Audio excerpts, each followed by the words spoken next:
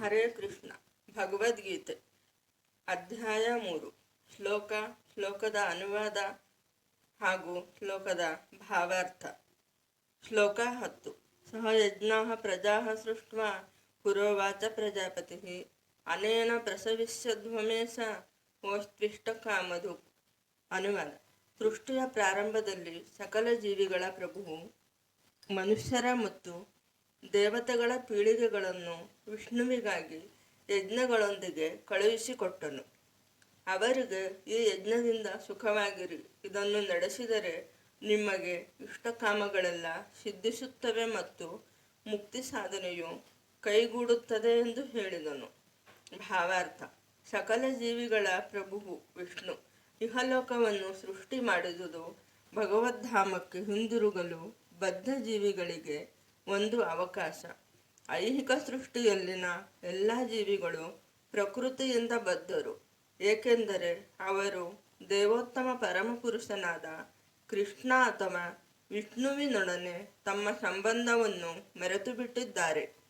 ವೇದ ತತ್ವಗಳು ಈ ಸನಾತನ ಬಾಂಧವ್ಯವನ್ನು ಅರಿತುಕೊಳ್ಳಲು ಸಹಾಯ ಮಾಡುತ್ತವೆ. ಭಗವದ್ಗೀತೆಯಲ್ಲಿ ವೇದಸ್ಯ ಸರ್ವೈರಹಮೇವ ವೇದ್ಯಃ ಎಂದು ಹೇಳಿದೆ. ಆತನನ್ನು ಅರಿಯುವುದೇ ವೇದಗಳ ಗುರಿ ಎಂದು ಭಗವಂತನು ಹೇಳುತ್ತಾನೆ. ವೇದದ ಸ್ತುತಿಗಳಲ್ಲಿ ಪತಿಮಿಶ್ವಸ್ಯಾತ್ಮೇಶ್ವರಂ ಎಂದು ಹೇಳಿದೆ. ಆದುದರಿಂದ ಸಕಲ ಜೀವಿಗಳ ಪ್ರಭುವು ದೇವೋತ್ತಮ ಪರಮಪುರುಷನಾದ ವಿಷ್ಣು. ಶ್ರೀಮದ್ ಭಾಗವತದಲ್ಲಿ ಸಹ ಶ್ರೀ ಶುಕಮುನಿಗಳು ಹಲವು ರೀತಿಗಳಲ್ಲಿ ಭಗವಂತನನ್ನು ಪತಿ ಎಂದು ವರ್ಣಿಸಿದ್ದಾರೆ. ಶ್ರಿಯಃ ಪತಿರ್ಯಜ್ಞಪತಿಃ ಪ್ರಜಾಪತಿ ಧಿಯಾಂ ಪತಿರ್ಲೋಕಪತಿರ್ಧರಾಪತಿಃ ಪತಿರ್ಗತಿಶ್ಛಾಂದಕ ವೃಷ್ಣಿ ಸಾತ್ವತಾಂ ಪ್ರಸೀದತಾಂ ಮೇ ಭಗವಾನ್ ಸತಾಂ ಪತಿಃ. ಪ್ರಜಾಪತಿಯು ಶ್ರೀ ವಿಷ್ಣು. ಅವನು ಎಲ್ಲ ಜೀವಿಗಳ, ಎಲ್ಲ ಲೋಕಗಳ, ಎಲ್ಲ ತೆಲುಹುಗಳ ಪತಿ, ಎಲ್ಲರ ರಕ್ಷಕ. ಭಗವಂತನು ಈ ಐಹಿಕ ಜಗತ್ತನ್ನು ಒಂದು ಉದ್ದೇಶದಿಂದ ಸೃಷ್ಟಿಸಿದ. ಬದ್ಧ ಜೀವಿಗಳು ವಿಷ್ಣುವಿನ ಸಂತೃಪ್ತಿಗಾಗಿ ಯಜ್ಞಗಳನ್ನು ಮಾಡುವುದು ಹೇಗೆ ಎನ್ನುವುದನ್ನು ಕಲಿಯಬೇಕು. ಇದರಿಂದ ಅವರು ಐಹಿಕ ಜಗತ್ತಿನಲ್ಲಿರುವಾಗ ನಿರಾತಂಕವಾಗಿ ನೆಮ್ಮದಿಯಾಗಿ ಬಾಳಿ ಅನಂತರ ಈ ಐಹಿಕ ಶರೀರದ ವಾಸವನ್ನು ಮುಗಿಸಿ ದೇವರ ರಾಜ್ಯವನ್ನು ಸೇರಬೇಕು ಎನ್ನುವುದು ಈ ಉದ್ದೇಶ. ಇದು ಬದ್ಧ ಆತ್ಮದ ಸಮಗ್ರ ಕಾರ್ಯಕ್ರಮ. ಯಜ್ಞವನ್ನು ಮಾಡುವುದರಿಂದ ಬದ್ಧ ಆತ್ಮವು ಕ್ರಮೇಣ ಕೃಷ್ಣ ಪ್ರಜ್ಞೆಯನ್ನು ಪಡೆಯುತ್ತದೆ. ಎಲ್ಲ ರೀತಿಗಳಲ್ಲಿ ದೈವಿಯಾಗಿರುತ್ತದೆ. ವೇದಶಾಸ್ತ್ರಗಳು ಕಲಿಯುಗದಲ್ಲಿ ಸಂಕೀರ್ತನ ಯಜ್ಞವನ್ನು ನಡೆಸಬೇಕೆಂದು ಹೇಳುತ್ತವೆ. ಈ ಯುಗದ ಎಲ್ಲ ಮನುಷ್ಯರ ಉದ್ಧಾರಕ್ಕಾಗಿ ಈ ಆಧ್ಯಾತ್ಮಿಕ ವ್ಯವಸ್ಥೆಯನ್ನು ಚೈತನ್ಯ ಮಹಾಪ್ರಭುಗಳು ಪ್ರಾರಂಭಿಸಿದರು. ಸಂಕೀರ್ತನ ಯಜ್ಞ ಮತ್ತು ಕೃಷ್ಣ ಪ್ರಜ್ಞೆಗಳು ಸೊಗಸಾಗಿ ಹೊಂದಿಕೊಳ್ಳುತ್ತವೆ. ಶ್ರೀಕೃಷ್ಣನ ಭಕ್ತಿ ರೂಪವನ್ನು ಶ್ರೀಮದ್ ಭಾಗವತದಲ್ಲಿ ವಿಶೇಷವಾಗಿ ಸಂಕೀರ್ತನ ಯಜ್ಞಕ್ಕೆ ಸಂಬಂಧಿಸಿದಂತೆ ಹೀಗೆ ನಿರೂಪಿಸಿದೆ. ಕೃಷ್ಣವರ್ಣಂ ತ್ರಿಶಾ ಕೃಷ್ಣಂ ಸಾಂಗೋಪಾಂಗಾಸ್ತ್ರ ಪಾರ್ಷದಂ ಯಜ್ಞ ಸಂಕೀರ್ತನ ಪ್ರಾಯರ್ಯಜಂತಿ ಸುಮೇಧಸಃ. ಈ ಕಲಿಯುಗದಲ್ಲಿ ಸಾಕಷ್ಟು ಬುದ್ಧಿಯುಳ್ಳವರು ತನ್ನ ಸಂಗಾತಿಗಳೊಡನೆ ಕೂಡಿರುವ ಭಗವಂತನನ್ನು ಸಂಕೀರ್ತನ ಯಜ್ಞವನ್ನು ಮಾಡಿ ಪೂಜಿಸುತ್ತಾರೆ. ವೈದಿಕ ಸಾಹಿತ್ಯದಲ್ಲಿ ಹೆಸರಿಸಿರುವ ಇತರ ಯಜ್ಞಗಳನ್ನು ಕಲಿಯುಗದಲ್ಲಿ ಮಾಡುವುದು ಸುಲಭವಲ್ಲ. ಆದರೆ ಭಗವದ್ಗೀತೆಯಲ್ಲಿಯೂ ಹೇಳಿರುವಂತೆ ಸಂಕೀರ್ತನ ಯಜ್ಞವು ಎಲ್ಲ ಉದ್ದೇಶ ಸಾಧನಗಳಿಗೂ ಸುಲಭವೂ ಹೌದು, ಭವ್ಯವೂ ಹೌದು. ಶ್ಲೋಕ 11. ದೇವಾನ್ ಭಾವಯತಾನೇನ ತೇ ದೇವ ಭಾವಯಂತು ವಃ ಪರಸ್ಪರಂ ಭಾವಯಂತಹ ಶ್ರೇಯಃ ಪರಮವಾಪ್ಸ್ಯತ. ಅನುವಾದ. ಈ ಯಜ್ಞಗಳಿಂದ ಸಂತುಷ್ಟರಾದ ದೇವತೆಗಳು ನಿಮ್ಮನ್ನು ಸಂತೋಷಪಡಿಸುತ್ತಾರೆ. ಹೀಗೆ ಮನುಷ್ಯನ ಮತ್ತು ದೇವತೆಗಳ ಪರಸ್ಪರ ಸಹಕಾರದಿಂದ ಎಲ್ಲರಿಗೂ ಸಮೃದ್ಧಿ ಉಂಟಾಗುತ್ತದೆ. ಭಾವಾರ್ಥ. ದೇವತೆಗಳು ಐಹಿಕ ವ್ಯವಹಾರಗಳ ಆಡಳಿತವನ್ನು ನಿರ್ವಹಿಸಲು ಅಧಿಕಾರವನ್ನು ಪಡೆದವರು. ಪ್ರತಿಯೊಬ್ಬ ಜೀವಿಯ ದೇಹ ಮತ್ತು ಆತ್ಮಗಳ ಪೋಷಣೆಗಾಗಿ ವಾಯು, ಬೆಳಕು, ನೀರು ಮತ್ತಿತರ ಎಲ್ಲ ವರಗಳನ್ನು ಒದಗಿಸುವ ಹೊಣೆಯನ್ನು ದೇವತೆಗಳಿಗೆ ವಹಿಸಿದೆ. ಅವರು ದೇವೋತ್ತಮ ಪರಮಪುರುಷನ ಶರೀರದ ವಿವಿಧ ಭಾಗಗಳಲ್ಲಿ ಅಸಂಖ್ಯ ಸಹಾಯಕರಾಗಿದ್ದಾರೆ. ಅವರ ಸಂತೋಷ ಮತ್ತು ಅಸಂತೋಷಗಳು ಮನುಷ್ಯನು ಯಜ್ಞಗಳನ್ನು ನಡೆಸುವುದನ್ನೇ ಅವಲಂಬಿಸಿವೆ. ಕೆಲವು ಯಜ್ಞಗಳ ಉದ್ದೇಶ ನಿರ್ದಿಷ್ಟ ದೇವತೆಗಳನ್ನು ಪ್ರಸನ್ನಗೊಳಿಸುವುದು, ಆದರೆ ಎಲ್ಲ ಯಜ್ಞಗಳಲ್ಲಿ ಮುಖ್ಯ ಭೋಕ್ತಾರ ಎಂದು ಶ್ರೀ ವಿಷ್ಣುವನ್ನು ಪೂಜಿಸಲಾಗುತ್ತದೆ. ಭಗವದ್ಗೀತೆಯಲ್ಲಿ ಎಲ್ಲ ಬಗೆಗಳ ಯಜ್ಞಗಳ ಮುಖ್ಯ ಭೋಕ್ತಾರನು ಶ್ರೀಕೃಷ್ಣ ಎಂದು ಹೇಳಿದೆ. ಭೋಕ್ತಾರಂ ಯಜ್ಞ ತಪಸಾಂ. ಆದುದರಿಂದ ಯಜ್ಞಪತಿಯ ಕಟ್ಟಕಡೆಯ ಸಂತೃಪ್ತಿಯೇ ಎಲ್ಲ ಯಜ್ಞಗಳ ಮುಖ್ಯ ಗುರಿ. ಈ ಯಜ್ಞಗಳನ್ನು ಪರಿಪೂರ್ಣ ರೀತಿಯಲ್ಲಿ ನಡೆಸಿದಾಗ ಸಹಜವಾಗಿ ಬೇರೆ ಬೇರೆ ವಿಭಾಗಗಳನ್ನು ವಹಿಸಿಕೊಂಡಿರುವ ದೇವತೆಗಳು ಸಂತುಷ್ಟರಾಗುತ್ತಾರೆ ಮತ್ತು ನೈಸರ್ಗಿಕ ಉತ್ಪನ್ನಗಳನ್ನು ಒದಗಿಸುವುದರಲ್ಲಿ ಅಭಾವಕ್ಕೆ ಎಡೆ ಇರುವುದಿಲ್ಲ. ಯಜ್ಞಗಳನ್ನು ನಡೆಸುವುದರಿಂದ ಹಲವು ಉಪಪ್ರಯೋಜನಗಳುಂಟು. ಅದು ಕಡೆಗೆ ಭವಬಂಧನದಿಂದ ಮುಕ್ತಿಗೆ ಕರೆದೊಯ್ಯುತ್ತದೆ. ಯಜ್ಞಗಳನ್ನು ನಡೆಸುವುದರಿಂದ ಎಲ್ಲ ಕರ್ಮಗಳು ಪರಿಶುದ್ಧವಾಗುತ್ತವೆ. ವೇದಗಳಲ್ಲಿ ಹೇಳಿರುವಂತೆ ಆಹಾರ ಶುದ್ಧವು ಸತ್ವಶುದ್ಧಿ, ಸತ್ವಶುದ್ಧವು ಧ್ರುವ ಸ್ಮೃತಿ, ಸ್ಮೃತಿಲಂಬೆ ಸರ್ವಗ್ರಂಥೀನಾಂ ವಿಪ್ರಮೋಕ್ಷ. ಯಜ್ಞಾಚರಣೆಯಿಂದ ಮನುಷ್ಯನ ಆಹಾರವು ಪವಿತ್ರವಾಗುತ್ತದೆ. ಪವಿತ್ರವಾದ ಆಹಾರವನ್ನು ಸೇವಿಸಿದ ಮನುಷ್ಯನ ಬದುಕೆ ಪವಿತ್ರವಾಗುತ್ತದೆ. ಬದುಕು ಪವಿತ್ರವಾದಾಗ ಸ್ಮೃತಿಯಲ್ಲಿನ ಸೂಕ್ಷ್ಮ ಅಂಗಾಂಶಗಳು ಪವಿತ್ರವಾಗುತ್ತವೆ. ಸ್ಮೃತಿಯು ಪವಿತ್ರವಾದಾಗ ಮನುಷ್ಯನು ಮೋಕ್ಷ ಮಾರ್ಗವನ್ನು ಕುರಿತು ಚಿಂತಿಸಬಹುದು. ಇವೆಲ್ಲವೂ ಸೇರಿ ಕೃಷ್ಣ ಪ್ರಜ್ಞೆಗೆ ಒಯ್ಯುತ್ತವೆ.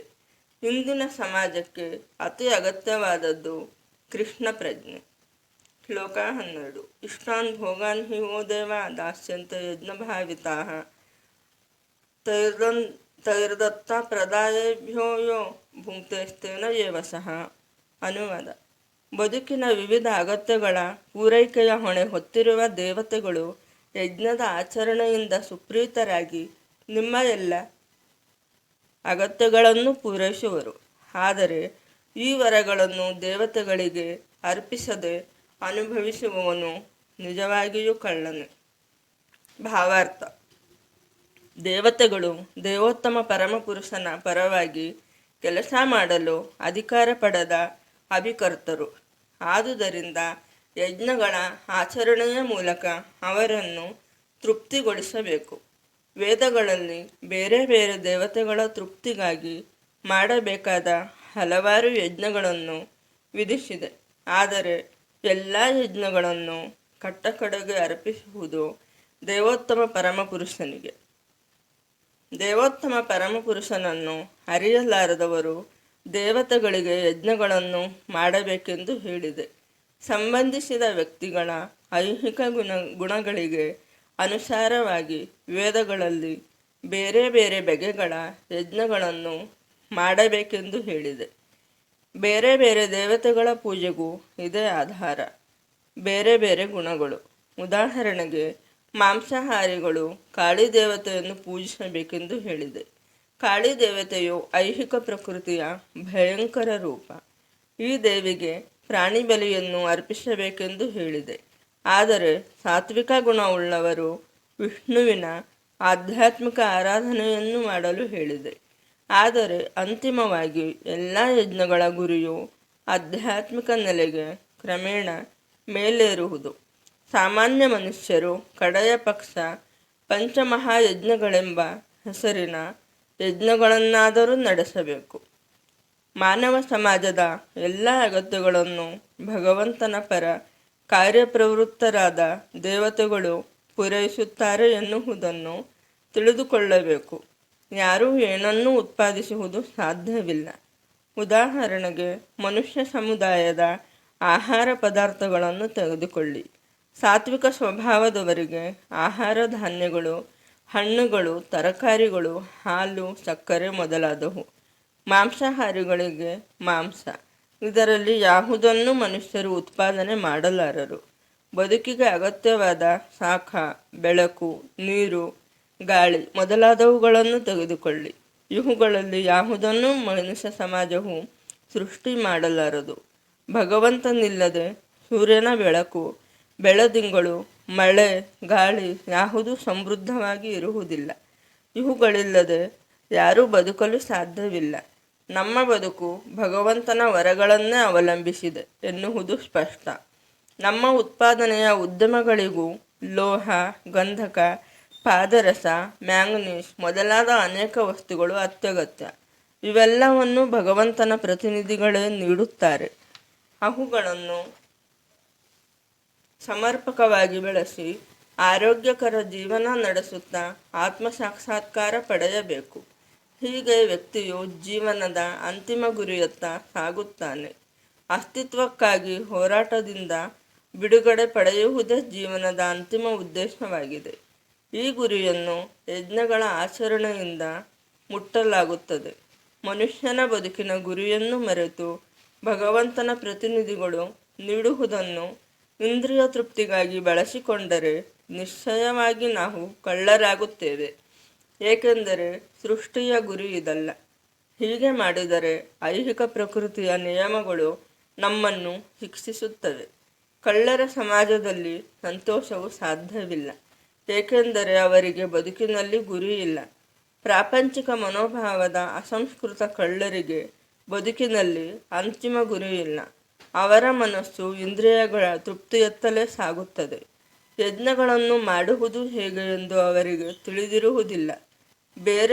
ಆದರೆ ಯಜ್ಞವನ್ನು ಅತ್ಯಂತ ಸುಲಭವಾಗಿ ಆಚರಿಸುವುದನ್ನು ಚೈತನ್ಯ ಮಹಾಪ್ರಭುಗಳು ಪ್ರಾರಂಭಿಸಿದರು. ಇದನ್ನು ಸಂಕೀರ್ತನ ಯಜ್ಞ, ಕೃಷ್ಣ ಪ್ರಜ್ಞೆಯ ತತ್ವಗಳನ್ನು ಸ್ವೀಕರಿಸುವ ಯಾರೇ ಆಗಲಿ ಇದನ್ನು ನಡೆಸಬಹುದು. ಹರೇ ಕೃಷ್ಣ.